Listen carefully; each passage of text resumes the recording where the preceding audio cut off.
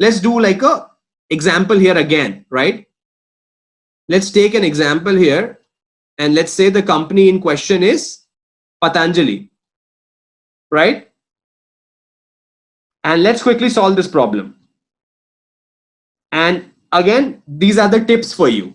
If when you frame the problem, these are the tips you need to use.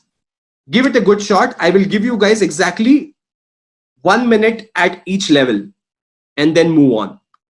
So how do you frame the problem? Start with structure, not data. Tarun, this is for you. Break the problem into messy parts that I just showed you using issue tree. And this process of breaking it down in that tree format, guys, is called a issue tree. Break the issue down. Biggest of the problems, they say, right? Break it down into smaller chunks if you want that problem not to intimidate you. Then the next steps are form a sound hypothesis in the answer that we'll come to later on. And then the fourth point also will come to later on. But for now, let's break the problem. Come on. I'm taking an example of Patanjali, guys. Everyone knows Patanjali. Everyone here is an Indian today, right? We don't have people from abroad, I guess. Okay. Sweta is from Singapore, I guess, right? So Sweta, Patanjali is like a local CPG, FMCG brand in India, which has become suddenly very, very popular in India in a very short span of time. So whatever basically it took 40, 50 years for Colgate and Hindustan Unilever to do in India, Patanjali has done it in less than 10 years. It has a couple of product lines. It has Ayurvedic healthcare products. It has food and grocery related products like food products, food and beverages, and it has your personal care products. I think those are the three major ones. And I just realized that I need to change this example of Patanjali next time onwards. But let's say, guys, I'm not talking about Patanjali. Let's assume it's like, you can assume it's Procter and Gamble, let's say, right? Take any CPG company that you wish. And if you want to break this down, what is the first breakdown that you will do if the question is that how will they increase profit from existing business lines? Whenever you do an issue tree, remember that you need to answer the how component of the question. How will it do that? What should be the first split? And also remember that there is no right or wrong issue tree. More important thing is what makes more sense. And the only binding condition is that the split should be messy. The tree should be messy. You guys have about 30 seconds to give me your answers. What should be the first split here? And then I'll show it to you. Come on.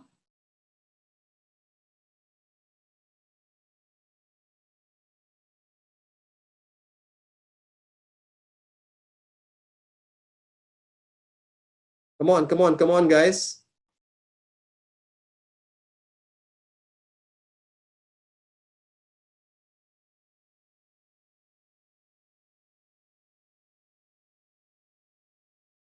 Respond, folks. What should be the first split? The right first split.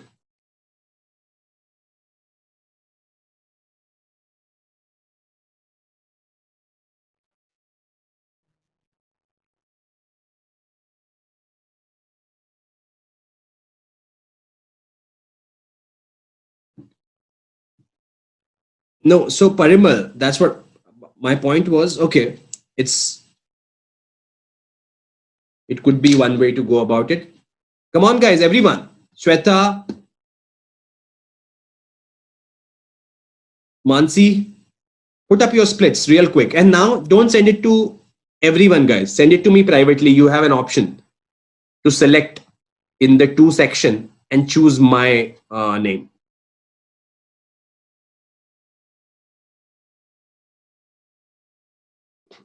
Sai again, Good shot, but I think needs to improve.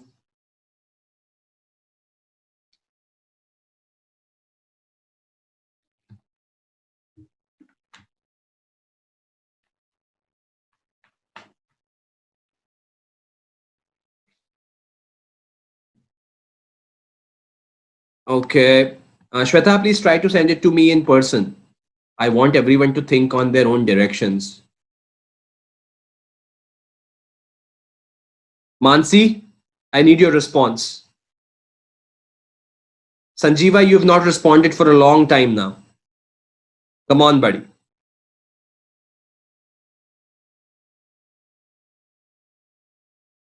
Come on, guys. Okay, let me show you my version of it. The first question that I would have, and you guys can always object, right? As I'm saying, like it's not necessarily the first split is not necessarily that which business lines, right? First split could be something that you guys are saying as well, as long as it's messy, right? So the first thing is that, okay, which business line? So there are like 3 business lines that they have majorly, because the question was about existing business lines, right? So you know that one of the existing business lines you need to look into. How will we figure out which business line, right? Let's say the argument is that we were already selling medicines at a very cutthroat cheap prices, and on personal care our products are don't have that kind of brand loyalty. So maybe the right option for us to go with is the food products, right? Or any example, it could be like, let's say after this you pick up one of the business lines, right? So every split is basically for you to make a decision. Maybe this decision you will make after analyzing data, talking to business, taking their interviews, right? They might right away say that, hey, forget about medicines, forget about personal cares, go with food products, that's the best bet. Yeah. So then the next how is what?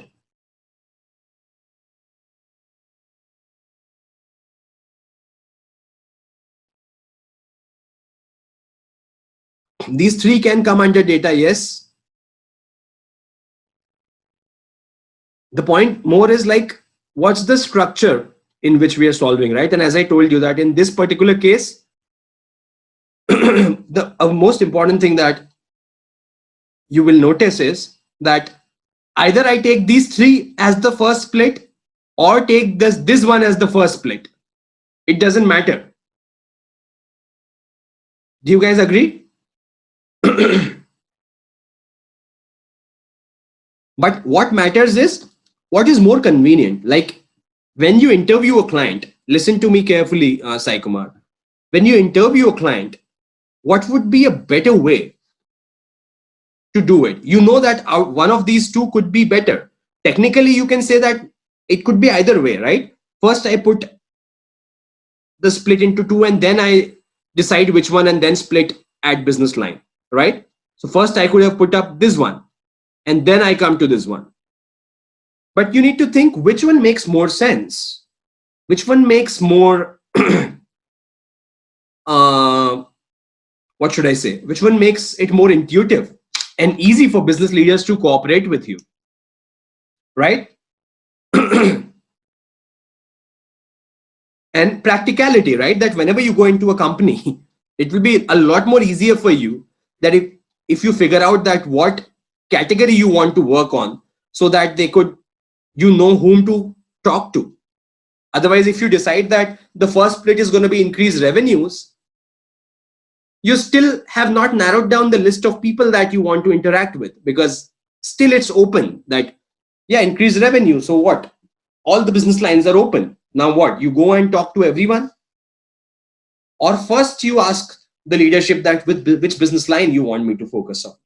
And then you figure out with that business leader for that particular category that, hey, which one is the better option? Can we increase revenue?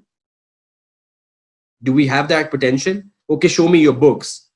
Probably decreasing expenses could be an option.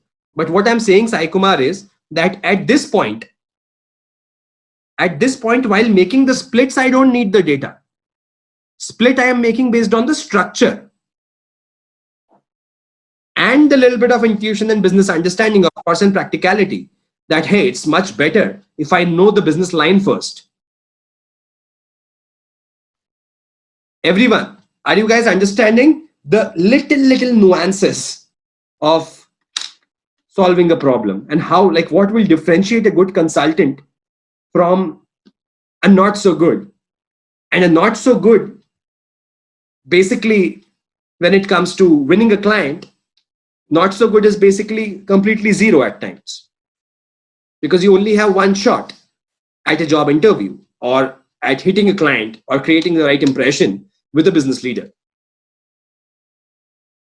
Yes or no? Are you guys getting the point? That it seems apparently very simple thing, but it can completely make or break. Now the next one is, let's say decreasing the expenses is the one, guys. How will you break that down? Again, a how question, and we come to that. Sorry, I think it's put up at the wrong place, but this is actually decreasing expenses, these three boxes, right? So to decrease expenses, what could you do?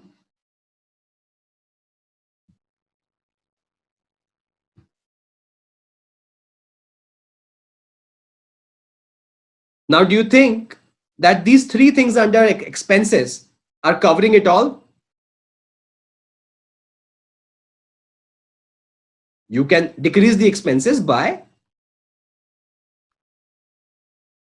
because what they've done is, because it's a manufacturing company, they've taken major things separately. So raw material cost is like an important cost. Cost of labor is an important cost for a manufacturing setup, and everything else they can put up under overhead cost. Cost of marketing, cost of branding, cost of offices, cost of whatever else, right? It will all go under overhead costs. So these three options, right? Maybe again, they realize that overhead costs, we are not sure if we're going to able to do anything about it. Raw material, so already we are ourselves producing, right? So if I'm the consultant, this company tells me, right, that, hey, we are an organic products company. We develop the raw material ourselves. So then what? I have one option that maybe, okay, labor cost is something that I can do something about. Again, break it down. What can I do to decrease the labor costs? I can negotiate a wage concession, so like reduce the cost of labor, like the money that I pay them, the wages. Or I can negotiate higher productivity quota, that no, I'll pay you the same, but instead of 8-hour shift, you need to do like 12-hour shift or 10-hour shift, right? So if I make, like, instead of 8-hour shift, if I can negotiate a 12-hour shift, instead of 3 shifts in a day, I'll only need 2 shifts, which is basically going to save my labor cost by almost 33%. Correct? Shweta, are you understanding?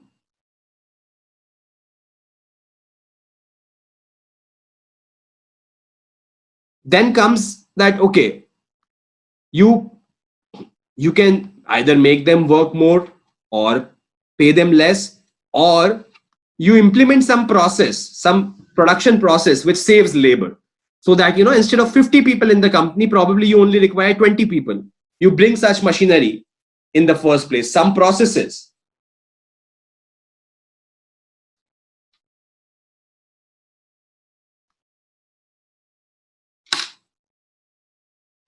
No, so Parimal, it could be both, right? It will be both. You ask the client. Sometimes what happens is that when you go as a data scientist to a client, right? So it's not going to always be that the client has no clue. Client will tell you, I know my business. I know what's doable or not doable. I want you to look into these options, right? If the client CEO tells you that, then what are you going to do? Based on discussions with business, and business will also give you some data. You can ask business for the data that, hey, can you provide me the information on this? And that is also data, right? Data is not necessarily just your Excel sheets or SQL databases with raw data. Data is also the fact that, hey, can you give me an information about whether a wage concession is going to be possible or not?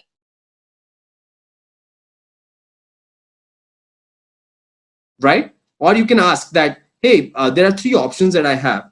Which one do you want me to target first out of these three? Which is most likely that can happen? Because, of course, right, you have just gone into the company.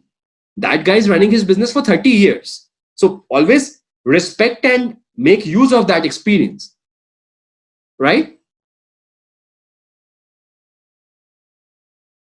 Maybe like so it depends, right? It could be like 1 4-hour interview or 3-hour interview, and you could come up with the first version of that issue tree. But when actually you work with consulting projects, it could be that you take like a week initially to chart out requirements and then present the whole thing to the client, or not to the client, maybe even just to make sure you show it to the client to say that, hey, we are going with this option, but I want to show you the entire process that we've thought through, and then whatever we've crossed off on the way.